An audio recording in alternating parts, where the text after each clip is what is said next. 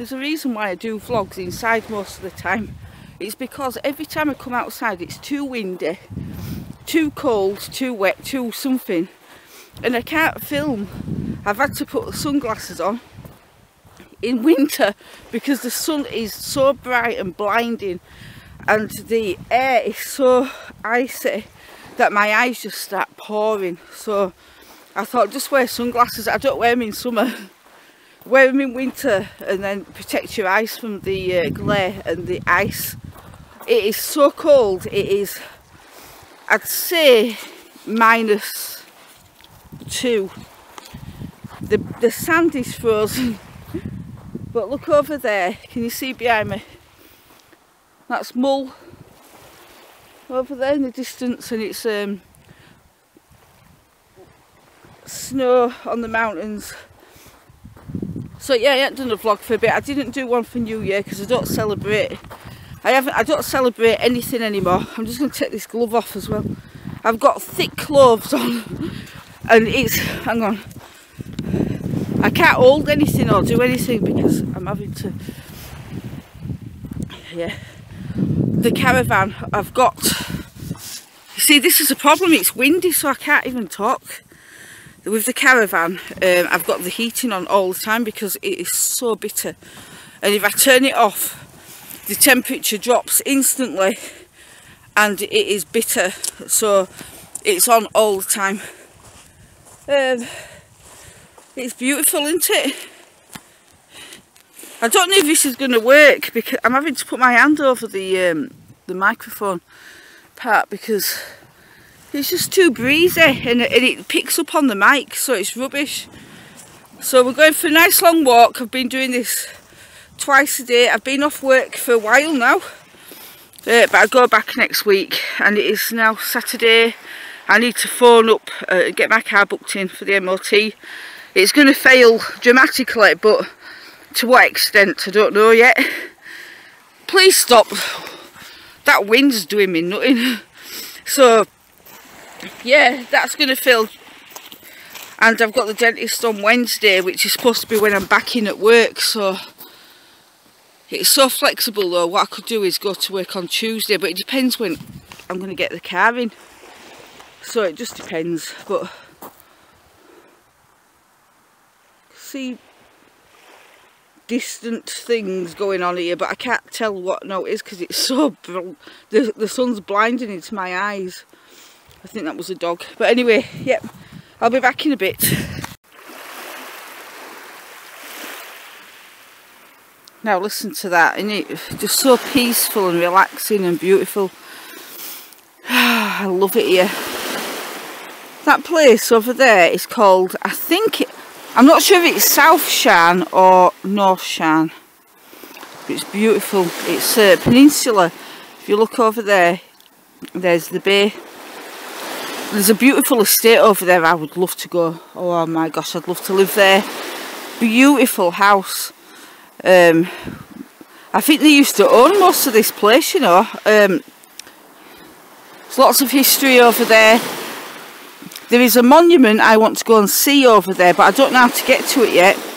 Also, you see, you find out things by talking, and I'm sure that I've met the woman who lives there when I worked at the garden centre. Now, if I'm correct, and the stories all do add up, then over there there's a cave where her great-great-grandma used to teach children in a classroom in a cave until the little schoolhouse was built, and apparently there's ruins of an old schoolhouse over there and a cave, so it ties in with the story, and I'd love to go and explore it all. There's also over there a fairy fort which resonates with me. I want to go and see that, and there's also an ancient graveyard of the some of the old dukes and things like that, and none of this is on the beaten track, so only a local would know about it, and not all the locals know. So I want to go and explore that whole area. So I'm going to buy an Ordnance Survey map and learn how to read them, which, oh, I'm going to tell you a story about that. when I was 16, I did the Duke of Edinburgh Awards, and part of that was to go wild camping, and we went to the Lake District, and it's hilarious because the first weekend we were supposed to be trained.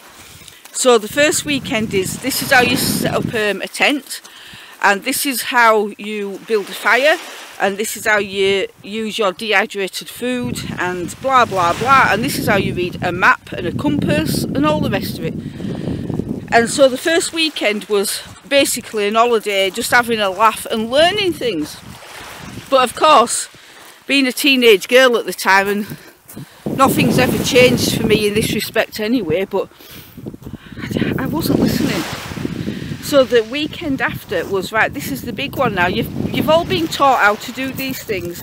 So what we're going to do is put you on X spot, and your job is to navigate to Y spot, which, if I remember correctly, it was Grassington Town Centre or something like that. So we had to get there. And there was 4 of us in my group, 4 girls. And I was given the job as the Ordnance Survey map reader and the compass reader. And that was all I had to do, one job. we ended up on the top of the hills, and it was bleak. Oh God, I remember it being raining, cold, miserable. And I'm sure, I don't think it was winter, but it felt like winter. I remember the coldness. And what we did is we found this hill and pitched our tent on the top of the hill, and it rained so badly overnight that in the morning when we woke up, we were laid with the tent on our face at the bottom of the hill, so it slid all the way down. Oh gosh, so we started off by crying. We were all 15, 16 at the time, and yeah, so we all started off in a bad mood. Then we realised we'd put all our dehydrated food at the bottom of our rucksacks, which were really high because you had to go on your back and they were long, all at the bottom of the bags. So it meant emptying the entire bag out to get to the food at the bottom, which none of us could be bothered to do because we were crying and we were cold and wet. So we had no breakfast. Then we set off on our walk, cold, tired, miserable, and ended up on the mountain tops and the hill tops, and I read the map upside down, back to front and the wrong way around. Couldn't decipher north from east or west, and we got completely lost. In the meantime, the rest of the groups had all been sat in Grassington Town Centre with the picnics waiting for us. And we're all stopped on top of this hill crying, and then we came to this, like, it was not quite a cliff, but like kind of like a cliff, and we're stood at the top of it, and my friend said I want to jump because we were so depressed and they were so happy. And my friend goes, you only had one job and you've blown it. And I felt so ashamed. Anyway, I said, let's use this common sense.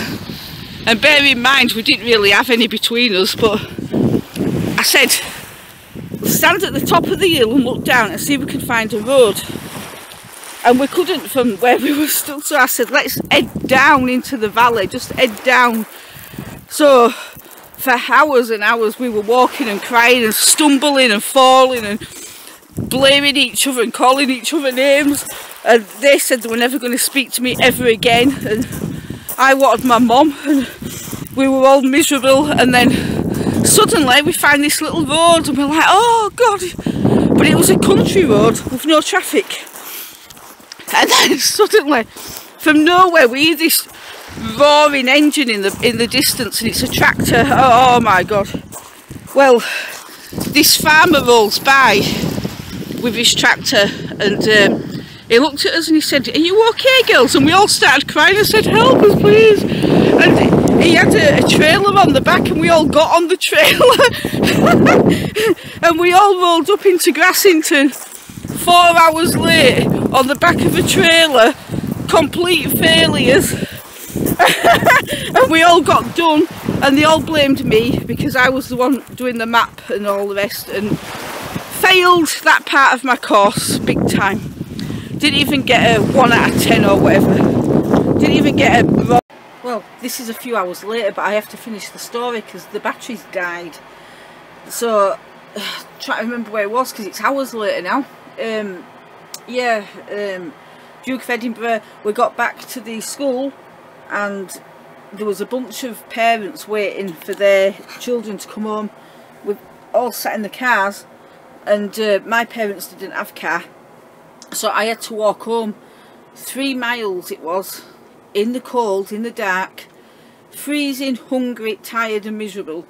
And when I got in, they all just went, hiya, and I'm like, oh my god. But when we got back to the school, all the other kids, all the parents were crying, going, where were you? We thought something had happened, because this was the days before internet and mobile phones, so you couldn't phone anybody and say, look, I'm running late or anything. So this was the old days, 1980s. So yeah, I just thought I'd finish it off quick. I need to go and get a shower now, because look at my hair. That was washed yesterday, and I bought this new conditioner, and it's terrible. It just makes your hair look so loppy, so I'm going to not use any today. So I've just phoned the garage and they are closed, and they're probably closed till Monday. So right, bye bye for now.